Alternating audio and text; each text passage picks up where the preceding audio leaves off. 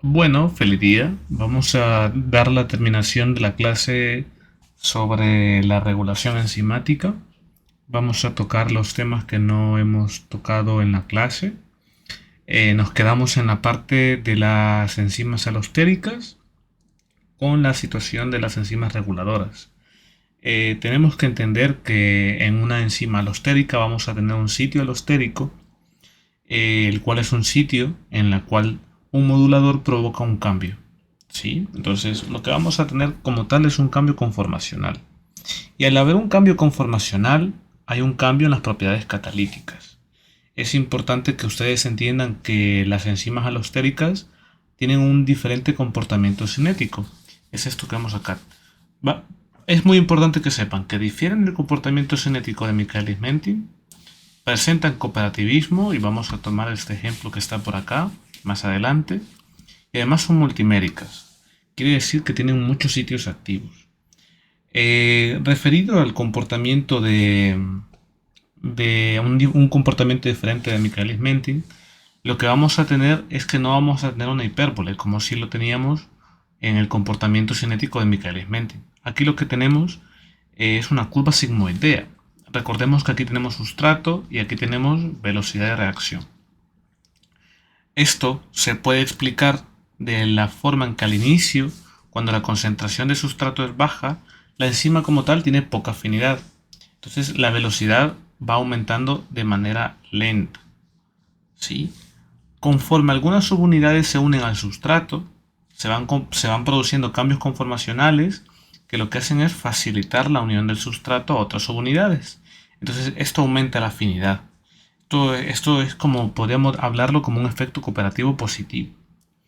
Esto genera esta parte de acá, esto que vemos como un crecimiento bastante, podríamos llamarlo como un casi exponencial, un tramo casi exponencial, en donde pequeños aumentos de sustrato, como podemos ver acá, pequeños aumentos de sustrato van a producir grandes incrementos en la velocidad. Eventualmente los sitios se saturan, ¿sí? Y la curva se aplana hasta que alcanzamos la hipotética velocidad máxima. Entonces, esta forma sigmoidea es el resultado de la cooperatividad entre subunidades y permite que la enzima responda de una manera diferente a los cambios de concentración de sustrato. Con el cooperativismo podemos ver el ejemplo acá. Vamos a poner el puntero de vuelta. Aquí está. Con el cooperativismo podemos ver un ejemplo. Aquí tenemos dos unidades. Esta es una unidad reguladora y esta es una unidad catalítica. Cuando tenemos la unión de un modulador positivo, que aquí lo tenemos representado como este circulito con una M, vemos que hay una unión a la unidad reguladora y hay un cambio conformacional en la unidad catalítica. Eso permite que el sustrato pueda unirse de manera adecuada a la unidad catalítica, generando un complejo enzima-sustrato que es activo. Es importante recalcar el hecho de que cuando nosotros tenemos estos casos en el cual tenemos este tipo de regulaciones alostéricas, con las enzimas alostéricas tenemos dos tipos de casos. La regulación homotrópica, que es un efecto similar al observado cuando tenemos la unión del oxígeno a la hemoglobina, y la regulación heterotrópica, que es un caso en donde el modulador es una molécula diferente al sustrato. Es por eso que podemos decir que en los casos en donde tenemos un sustrato que es el mismo modulador, el sitio activo es el mismo sitio alostérico. Otro de los casos de regulación tenemos la regulación por modificación covalente, que son casos de regulaciones que son reversibles. Tenemos que entender que las enzimas reguladas por modificación covalente van a alternar entre sus formas. ¿Cómo vamos a decir esto? Quiere decir que van a alternar entre una forma menos activa y una forma más activa. Esto va a depender de la respuesta que tengan dependiendo de la ruptura o a la unión de grupos covalentes. Un pequeño grupo químico como un grupo fosfato puede generar un cambio en la forma activa o menos activa de esta enzima. Es importante que entiendan de que la modificación se lleva a cabo por otra enzima que modifica la actividad de la enzima reguladora. Uno de los casos más comunes es la fosforilación, que la tenemos por acá. Tenemos muchos casos de regulación por modificación covalente. Fosforilación, acetilación, por ejemplo la metilación, en este caso aquí tenemos la metilación, aquí tenemos la fosforilación, la adenililación, la tenemos acá. Tenemos muchos casos, la más común, probablemente de la más importante, es la fosforilación, que se efectúa por una enzima llamada quinasas. Y la desfosforilación la tenemos efectuada por las fosfatasas. En este caso ustedes pueden ver aquí aminoácidos. Estos aminoácidos son los residuos de aminoácidos que son los residuos diano. Quiere decir que son los residuos en donde llega el grupo y se une covalentemente, ¿sí? Es importante que sepan que esto como tal es reversible y por lo tanto vamos a ver casos en los cuales vamos a tener primero fosforilada y luego desfosforilada. Aquí tenemos un ejemplo. Aquí tenemos un ejemplo bastante común. Tenemos el ejemplo de la glucógeno fosforilasa. La glucógeno fosforilasa la tenemos en esta forma menos activa. Aquí podemos ver un pequeño cuadrito en el cual tenemos el estado de actividad, ¿sí? Dependiendo si está fosforilada o no. Por ejemplo, en este caso tenemos la glucógeno fosforilasa, en el cual nos establece que el estado de actividad es bajo cuando está desfosforilada. Y aquí lo tenemos, fosforilasa menos activa, ¿sí? En este caso vamos a hacer la fosforilación. Aquí tenemos las quinasas, generamos la fosforilación, se nos une el grupo fosfato en un residuo de serina, ¿sí? Gracias al grupo hidroxilo que tiene, y vamos a tener un estado de actividad alto. Caso contrario, por ejemplo, la glucógeno sintasa, cuando está fosforilada, tiene un estado de actividad bajo cuando está fosforilada, y desfosforilada tiene un estado de actividad alto. Entonces es importante reconocer, es importante entender y separar la idea de la fosforilación con la activación. No necesariamente. No necesariamente vamos a tener casos en donde tengamos un estado más activo, un estado de actividad alto cuando la tenemos fosforilada. Puede ser diverso y esto va a depender, obviamente, de la enzima con la que estemos trabajando. Ahora vamos a hablar acerca de modificaciones irreversibles. Estas modificaciones irreversibles solo tienen un lugar, solo tienen una sola vez en la vida de la molécula enzimática, por lo tanto son irreversibles. Media vez se hace la modificación, estas no se pueden dar de vuelta ni se puede reparar lo que se ha hecho con la modificación.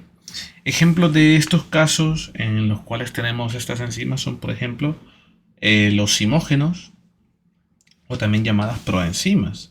Ejemplos de estos tenemos el tripsinógeno, el fibrinógeno, la proinsulina, el procolágeno. Ahora, ¿por qué pasa esto? Esto sucede porque estas enzimas se sintetizan como un precursor enzimático. Por lo tanto, están inactivas, ¿sí? Entonces es muy importante saber esto porque se necesita un cambio bioquímico. Es esencial un cambio bioquímico en la estructura para que se conforme como tal un centro activo para la catálisis. Esto se hace en los casos en los cuales se necesita un mecanismo de seguridad. Es un mecanismo de seguridad porque si la enzima estuviera completamente activa, en estos casos se pudiera dar la degradación de los órganos en donde se almacenan estas enzimas.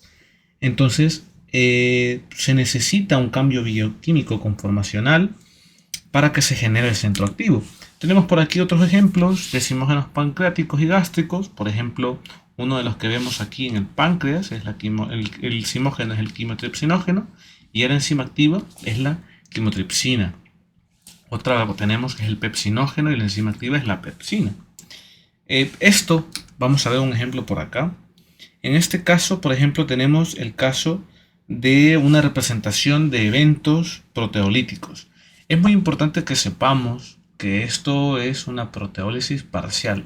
No es una proteólisis completa, sino que es una proteólisis parcial y selectiva de ciertos puntos en específico de la cadena de péptidos para poder generar, vamos a decir, cambios conformacionales, cambios estructurales bioquímicos en los cuales se pueda dar finalmente una estructura que tenga la conformación adecuada para el centro activo.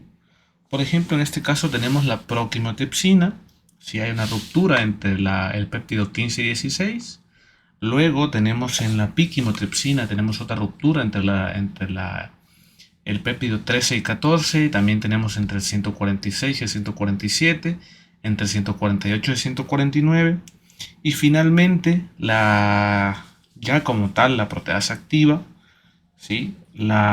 Como tal se conoce como alfa-quimiotripsina, ya permanecen relacionados con puentes disulfuro unidas las cadenas, y este cambio conformacional genera que la proteína como tal sea activa.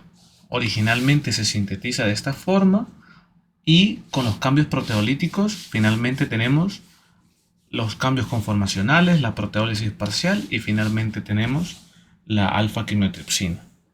Y finalmente tenemos las isoenzimas, que en el caso de las isoenzimas las estamos estudiando, bueno, empezar por la idea de que hay una importancia.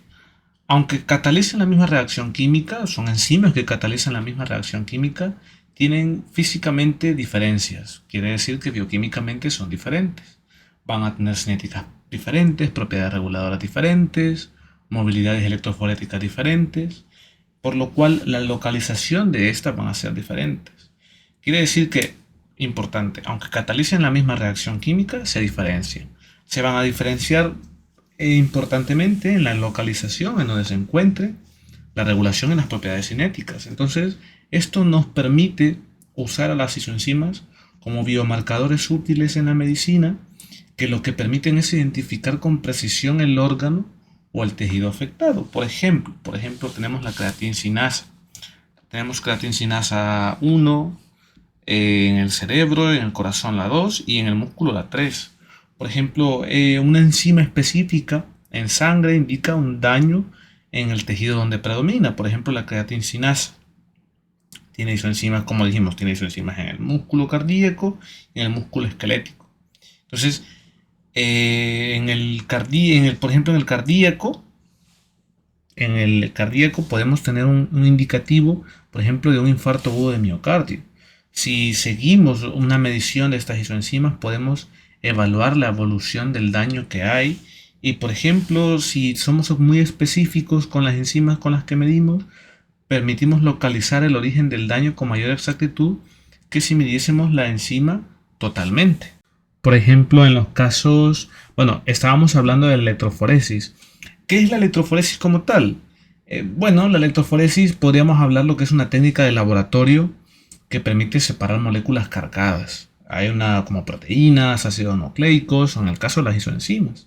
Entonces, las moléculas van a migrar a distinta velocidad según su carga, según su tamaño, según su forma, y eso va a facilitar el análisis. Por eso tenemos diferentes patrones de las señales que se generan dependiendo de las isoenzimas. Por ejemplo, teníamos las lactatos deshidrogenasas, son 5 isoenzimas, y por ejemplo, cuando tenemos elevada un tipo de lactato deshidrogenasa, por ejemplo acá la 1, tenemos una isoenzima que es abundante en el corazón y que hay un aumento en el infarto agudo del miocardio. O por ejemplo, la lactato deshidrogenasa 5, en este caso de acá, que la vemos por acá, lactato deshidrogenasa 5, tenemos una señal bastante elevada, y tenemos casos en los cuales tenemos que es abundante en hígado correctamente, y en estos casos tenemos un aumento cuando hay enfermedades hepáticas. Quiere decir que en clínica vamos a identificar estas isoenzimas y son útiles para el diagnóstico teniendo en cuenta en dónde se encuentran y el incremento de estas. Y bueno, eso ha sido la clase de regulación como tal cinética. Espero que haya sido de su interés. Feliz día.